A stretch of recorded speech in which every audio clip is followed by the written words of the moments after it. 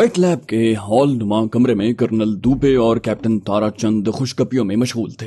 Captain Tarachand ने चापलूसी के अंदाज में कहा, मेरे ख्याल से सर इस हमले के बाद अब उन्हें इस इलाके में तो सर उठाने की हिम्मत नहीं होगी। वो जानता था कि झूठ बोल रहा है। उसे इल्म था कि उनका ये तबाहकुन हमला नाकाम रहा था। कमांडर मुख्तार की लाश भी उनको नहीं मिली थी और बेस कैंप से आने वाले मुजाहिदीन में से भी कोई जिंदा हाथ नहीं लगा था। जिन शुहदा की लाशें थीं उनमें से सिर्फ 2 काबिल शनाख्त थे या फिर अमीर अली की शनाख्त मुमकिन हुई थी, जिसका मतलब यही था कि वो लोग बचकर निकल गए हैं। लेकिन वो कहाँ गए? उन्हें जमीन खा गई या आसमान निगल गया? कैप्टन ताराचंद भी सोच सोच कर परेशान हो रहा था। उसकी दरखास्त पर हाई कमान ने जितना बड़ा ऑपरेशन किया था और जिस नौयत की गोलाबारी की गई थी, उसके बाद तो उस इलाके में मौजूद फौज की बटालियन का सफाया हो जाता। आला सतह पर उस गोलाबारी का सख्ती से नोटिस लिया गया था। इस नौयत की गोलाबारी इससे पहले उस इलाके में क्या कश्मीर के किसी इलाके में नहीं की गई थी, लेकिन अब भी उन्हें मतलूबा नताइज हासिल नहीं हुए थे। कर्नल दुबे ने यह कहकर उनकी तसल्ली करवा दी थी कि इससे इर्द गिर्द मौजूद दहशतगर्दों का मोराल डाउन होगा और अब उन्हें खुलकर हमला करने की जरूरत नहीं होगी। उसके बावजूद आला अफसर नाक भूं चढ़ा रहे थे। वो बोला, वो तो ठीक है ताराचंद, लेकिन मुझे बाहर सूरत जैनब चाहिए। जब तक मैं उसे सबक नहीं सिखाऊंगा मेरे दिल को चैन नहीं पड़ेगा। 6 नंबर वाले ओपी की रिपोर्ट है कि उसने मरने वाले बूढ़े के साथ एक लड़के और लड़की को भी देखा था। मुझे यकीन है वो लड़की जैनब ही थी। उसने अपने पोस्ट कमांडर को इत्तला दी थी, जिसका कहना है कि उसने फायरिंग इस तरह करवाई थी कि वो लोग बौखलाकर उनके घेरे में आ जाएं। लेकिन वो कमबख्त लड़का बहुत तेज दिखाई देता है, खुद भी निकल गया और उस लड़की को भी निकाल कर ले गया। हमारे लिए एक बूढ़ी लाश छोड़ गया। कर्नल दुबे ने नफरत और गुस्से से करीबन चीखते हुए कहा। ताराचंद ने चापलूसी का अंदाज इख्तियार किया। बोला, कमांडर मुख्तार की चालाकी और बहादुरी से इनकार नहीं है सर, लेकिन मैं भी यही कहने वाला था कि वो अभी बिल्कुल मफलूज है। उसके 3 हाइड आउट्स हमारी नजरों में आ चुके हैं। उसके साथ ही करीबन मारे जा चुके हैं और असलहे के दोनों जखीरे हमारे कब्जे में हैं। फिर समझ नहीं आती उस मोर्चे से जवाबी फायरिंग किस तरह हुई। वो दोनों लड़के जिनकी लाशें LMG वाले मोर्चे से मिली हैं ताजा दम लगते थे। हमारे तमाम टाउटों के लिए वो अजनबी थे। सर मेरा तो शुरू से यही थीसिस है कि सरहद पार से इन लोगों को कुमक पहुंचाई गई है। कर्नल दुबे मुंह फट आदमी था, लेकिन ताराचंद के सामने वो ज्यादा बदतमीजी नहीं कर सकता था, क्योंकि उसके बहुत से खुफिया हिसाब किताब ताराचंद के इल्म में थे और खुफिया फंड्स का हेर फेर भी उसके बगैर मुमकिन नहीं था। कर्नल दुबे बोला, कुछ भी हो ताराचंद, मुझे तो जैनब चाहिए। और हाँ, ये जो साला नया लौंडा आया है बड़ा मंझा हुआ लगता है, उससे होशियार ही रहना। आजकल सरहद पार से बहुत ट्रेंड लोग आ रहे हैं। उसने बड़े कमांडरों की तरह कल की लड़ाई लड़ी है। मुझे तो उनकी आर्मी का ही कोई ऑफिसर लगता है। कर्नल दुबे ने जहांगीर के मुताल्लिक अपने खदशात का इजहार किया। ताराचंद ने कहा, आप मुतमईन रहिए सर, मेरा सर्च ऑपरेशन जारी है, बचकर नहीं जा सकते। सोपूर से निकलने वाले हर रास्ते पर मैंने जासूसों का जाल फैला दिया है और रही उस लड़की की बात, तो मुझे भी उसका बहुत सा कर्ज सूद समेत लौटाना है। कर्नल दुबे ने विस्की का घूंट हलक से नीचे उंडेलते हुए कहा, लेकिन पहले मुझे। ताराचंद ने शैतानी कहा बुलंद किया, यस सर बॉस फर्स्ट। दोनों जैनब और सरहद पार से आने वाली नई कुमक की बातें करते रहे, जिसके बाद बैरे ने लंच तैयार है की इत्तला दी। कर्नल दुबे ने बैरे से कहा, ठीक है लगा दो, और उठकर खड़ा हो गया। अचानक ही जैसे उसे कुछ याद आ गया, जरा उस बैरे को बुलाओ। उसने फौरन कैप्टन ताराचंद से कहा। ताराचंद ने हैरानी से दरियाफ्त किया, खैरियत सर? वो बोला, बी रेडी। कर्नल दुबे ने अपना पिस्तौल भी बड़ी फुर्ती से अपनी मेज की दराज खोलकर सामने रख लिया और अब अपनी कुर्सी पर बड़ा मोहतात होकर बैठ गया। ताराचंद को फौरन ही सारे मामले की समझ आ गई। उसने इत्तलाई घंटी बजाई और फौरन एक अर्दली अंदर आ गया। ताराचंद ने हुक्म दिया, बैरे को बुलाओ और 2 जवानों से कहो अंदर कमरे में पोजीशनें ले लें। वहां मौजूद तमाम लोगों का ताल्लुक चूंकि रॉ से था, इसलिए उन्हें बात समझने में ज्यादा देर न लगी। पलक झपकते में 2 ब्लैक कैट्स ने कमरे के दोनों कोने संभाल लिए। उसके साथ ही एक जवान बैरे को लेने चल दिया। बैरा अंदर आया तो मुतमईन दिखाई दे रहा था। उसके चेहरे पर परेशानी के आसार अगर थे भी तो कम से कम उनकी नजरों से ओझल थे। कर्नल दुबे ने कड़क कर पूछा, क्या नाम है तुम्हारा? उसने सहम कर जवाब दिया, जी मीर हसन। ताराचंद ने पूछा, कब से हो यहाँ? उसने कहा, सर आज 7वां दिन है। दुबे कुछ सोच में पड़ गया। बोला, ठीक है, इसे अलग रखो अभी। उसने अपने जवानों को हुक्म दिया, जो उसे कैदी की तरह घेरे में लेकर बाहर निकल गए। दुबे ने ताराचंद से दरियाफ्त किया, इनका सिक्योरिटी इंचार्ज कौन है? ताराचंद ने उसे हेड बावर्ची का नाम बताया, सर खन्ना लाल। कर्नल दुबे खन्ना लाल को अच्छी तरह जानता था। गुज़श्ता 3 साल से वो इस रेस्ट हाउस में हेड कुक था। ताराचंद ने उसके चेहरे पर उलझन के आसार देखकर खुद ही कह दिया, बड़े एतमाद का आदमी है सर। दुबे ने कहा, उसे भी बुलाओ जरा। खन्ना लाल थोड़ी देर के बाद उसके सामने हाजिर था। दुबे ने पूछा, ये नया बावर्ची कौन है? खन्ना लाल ने कहा, सर अपने मीर जमान का भाई कैप्टन साहब के इल्म में है, वो 15 दिन की छुट्टी पर श्रीनगर गया हुआ है, उसी कुक की जगह रखा है इसे। मीर जमान ने खुद ही इसका इंतखाब किया था, बड़ा माहिर आदमी है, अपना काम अच्छी तरह समझता है। कर्नल दुबे ने पूछा, हाँ सिक्योरिटी चेक करवा लिया था? खन्ना लाल बोला, सर ये कैसे मुमकिन है, उसके बगैर यहाँ कौन आ सकता है, बेचारे बकरवाल हैं। मीर जमान 10 साल से आर्मी के मेस में काम कर रहा है सर। खन्ना लाल को उलझन सी होने लगी थी। दुबे बोला, ठीक है, जरा मोहतात रहा करो, नए लोगों की ड्यूटी इधर न लगाया करो। ताराचंद को खतरा था कि कहीं खन्ना लाल छुट्टी पर न चला जाए। वो बड़ा अकड़ किस्म का बावर्ची था और आम किस्म के अफसरों को खातिर में नहीं लाता था। अगर खन्ना लाल भी चला जाता तो उन्हें दाल रोटी अपने लांगरियों की तैयार करता खानी पड़ती, जिससे कम से कम ताराचंद फाके करना ज्यादा पसंद करता। मीर हसन की तो जान ही निकल गई थी जब उसे कर्नल दुबे ने तलब किया। वो तो भला हो खन्ना लाल का जिसने पुराने दोस्त मीर जबान की लाज रख ली, वरना शायद अब किसी इंटेरोगेशन सेंटर में होता। मीर हसन को इस बात का अफसोस जरूर था कि उसने मीर जमान को धोखे में रखा, लेकिन उसे इस बात की खुशी भी थी कि मीर जमान को वो महफूज हाथों तक पहुंचा चुका है। मुख्तार से उसकी मुलाकात सरे राह हो गई थी। वो सोपूर में अपनी बहन के घर आया हुआ था जब उसे इल्म हुआ कि कमांडर मुख्तार आज उस इलाके में आया हुआ है। उसने बड़ी मिन्नत समाजत से अपने बहनोई को, जो मुजाहिदीन का साथी था, इस बात पर राजी किया कि वो उसकी मुलाकात कमांडर से करवा दे, जो किसी अफसानवी किरदार की तरह उस इलाके में मशहूर हो चुका था। रात के दूसरे पहर जब सारा गांव गहरी नींद सो रहा था तो वो अपने बहनोई के साथ गांव के दूसरे कोने में पहाड़ी के दामन में बने उस घर की तरफ जा रहा था जहां आज रात कमांडर मुख्तार का कयाम हुआ था।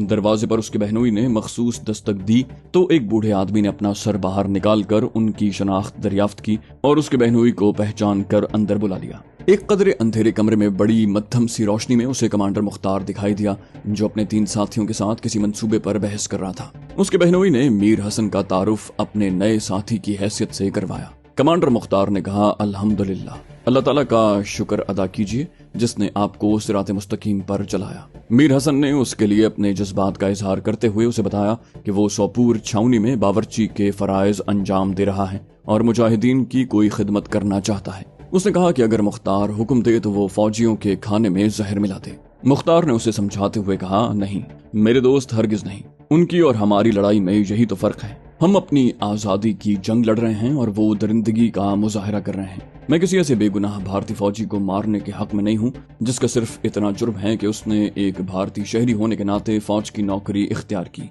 ये तो हिंदू साम्राज्य है जो अपनी फितरत के मुताबिक वहशत और दरिंदगी का मुजाहरा कर रहा है। तुम खामोशी से नौकरी करते रहो, कोशिश करो उनकी नक्लो हरकत, खुसूसन कमांडरों की नक्लो हरकत तुम्हारे इल्म में रहे।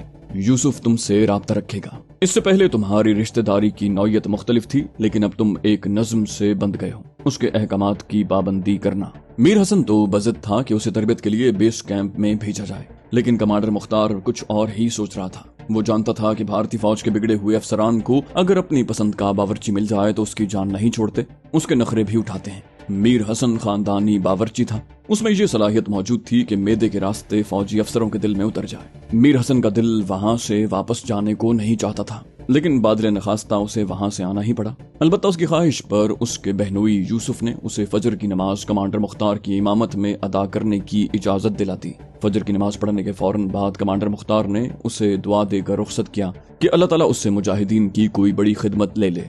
2 माह तक उसका राब्ता दोबारा कमांडर मुख्तार से ना हो सका। यूसुफ को अलबत्ता वो छावनी में आने जाने वाले मुख्तलिफ अफसरान की नकलो हरकत से आगाह करता रहा। उस रोज जब उसे कमांडर मुख्तार ने मुलाकात के लिए तलब किया तो वो सजदा शुक्र बजा लाया। इस मर्तबा उसे सोपूर की बजाय बांडीपुरा जाने की इजाजत मिली थी। बांडीपुरा के बस स्टॉप पर यूसुफ उसका मुंतजिर था, जो उसे अपने हमरा लेकर पैदल ही एक तरफ चल दिया। पहाड़ियों और जंगल में 2-2 ढाई घंटे पैदल चलने के बाद शाम ढले उस हाइड आउट तक पहुंचे थे जहां कमांडर मुख्तार मौजूद था। मीर हसन फर्त मोहब्बत से बेकाबू होकर उसकी तरफ बढ़ा और मुख्तार ने बेइख्तियार उसे गले लगा लिया। उसने बड़ी अपनायत से पूछा, कैसे हो मीर हसन? मीर हसन ने फर्त अकीदत से कहा, अल्हम्दुलिल्लाह, आपको बखैर वाफियत देखकर दिल को सुकून मिल गया। उसे ढंग के अल्फाज भी नहीं मिल पा रहे थे।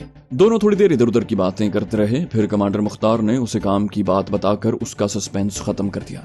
मीर हसन, जितनी जल्दी हो वेट लैब तक रसाई हासिल करो। वेट लैब के बावर्ची खाने में तुम्हारी बहुत जरूरत है। मीर हसन सोच में पड़ गया। इस मर्तबा उसके बहनोई यूसुफ ने दरियाफ्त किया, खैरियत? मीर हसन बोला, नहीं कुछ नहीं, मैं सोच रहा था अल्लाह ताला ने किस तरह मेहरबानी कर दी है कि रसाई हासिल करने का जरिया भी मिल गया। कमांडर मुख्तार ने उसकी तरफ सवालिया नजरों से देखा। वो कैसे? यूसुफ ने बेचैनी से पूछा।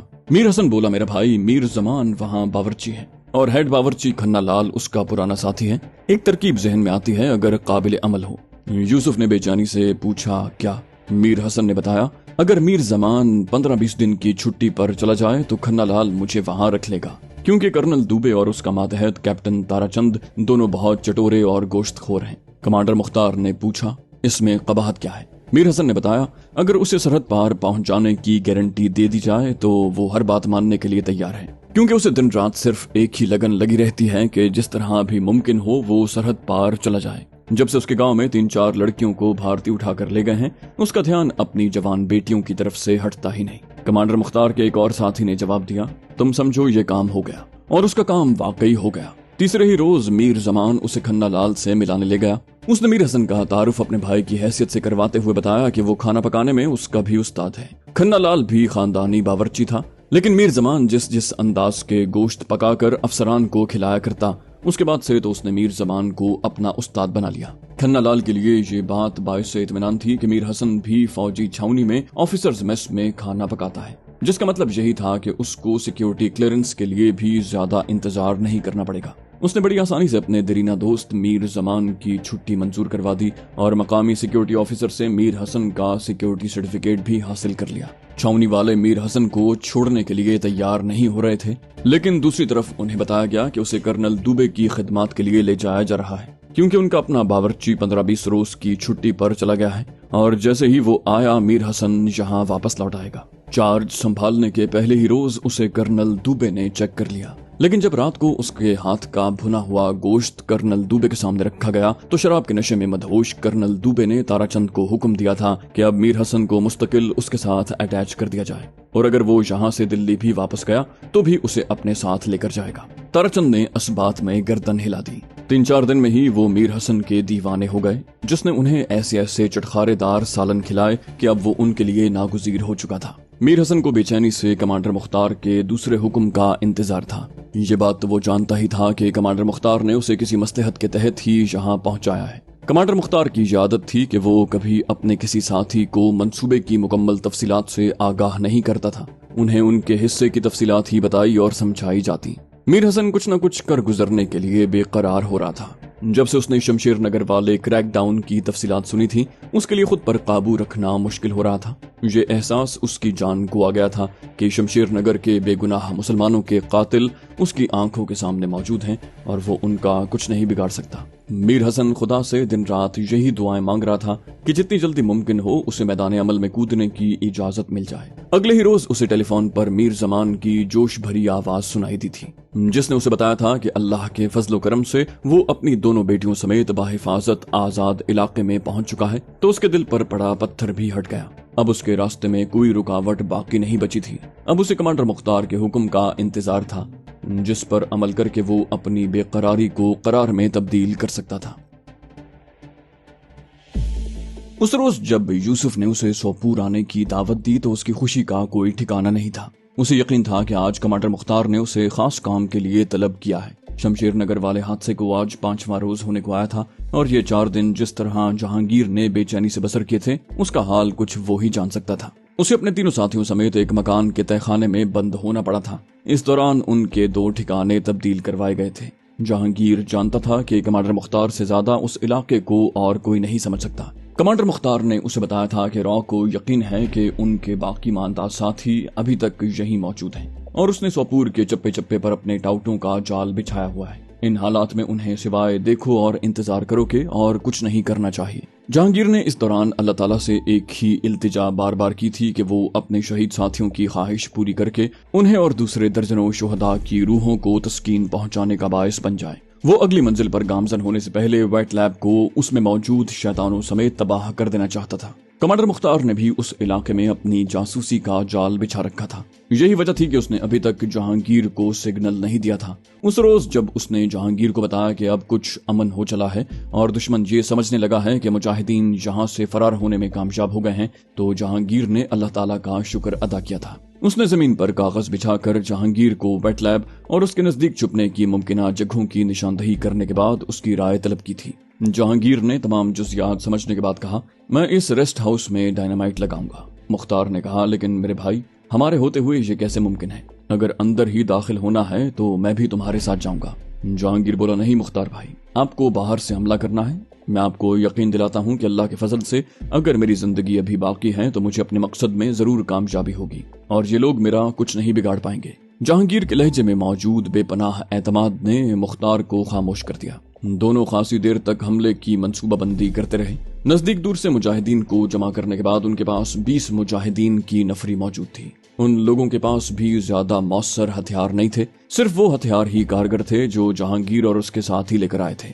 मकामी मुजाहिदीन के पास असलहा और बारूद तो कम था, लेकिन उनके हौसले कश्मीर के बुलंदोबाला पहाड़ी सिलसिलों से भी बड़े और मजबूत थे। उन सब के दिलों में आग लगी हुई थी। उन सब के प्यारों को उनकी आंखों के सामने सिसका सिसका कर मारा गया था। उनका अता ठिकाना जानने के लिए उनके रिश्तेदारों को वेट लैब में ले जाया जाता था और जब 15-20 रोज के बाद उनकी मस्खशुदा लाशें किसी नदी नाले या पहाड़ी के दामन में मिलती तो उनकी शनाख्त मुश्किल हो जाती। उनके जिस्मों में सुराख करके उन पर तशद्दुद किया जाता था। कर्नल दुबे के लिए उनके जिस्म की हड्डियां एक एक करके तोड़ना मामूल की बात बन गई थी। वो सब तो न जाने कब से इस साते सईद के मुंतजिर थे जब उन्हें अपने दिल के अरमान निकालने का मौका मिलता, जब उन्हें अपने प्यारों की बेरहमाना मौत का कर्ज चुकाने की मोहलत मैसर आती। जब उन लोगों के जमा होने के बाद कमांडर मुख्तार ने जहांगीर का तारुफ करवाते हुए इस मंसूबे से आगाह किया कि वो अपने नए साथी जहांगीर के हुक्म और ख्वाहिश पर रॉ के इस वहशत कदे को नीस्तो नाबूद करने जा रहे हैं, तो जोश, गजब और खुशी से उनके चेहरे तमतमाने लगे। उन्हें तो एक दिन मरना ही था। वो तो अपनी जाने हथेली पर लिए इस राह हक पर गामजन हुए थे।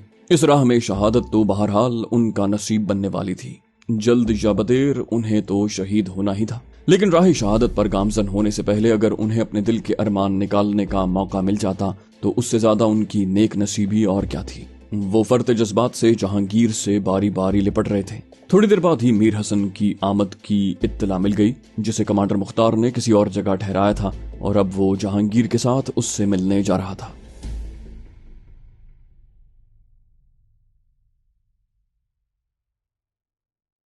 तो दोस्तों, ये थी हमारी आज की एपिसोड। उम्मीद करते हैं आपको हमारी कहानी पसंद आई होगी। जाने से पहले इस वीडियो को लाइक कीजिए और शेयर करना मत भूलिए। कमेंट करके हमें बताइए कि आपको हमारी वीडियो कैसी लगी, और अगर अभी तक आपने इस चैनल को सब्सक्राइब नहीं किया तो इसे सब्सक्राइब कीजिए और बेल आइकन दबाकर ऑल नोटिफिकेशंस ऑन कर लीजिए।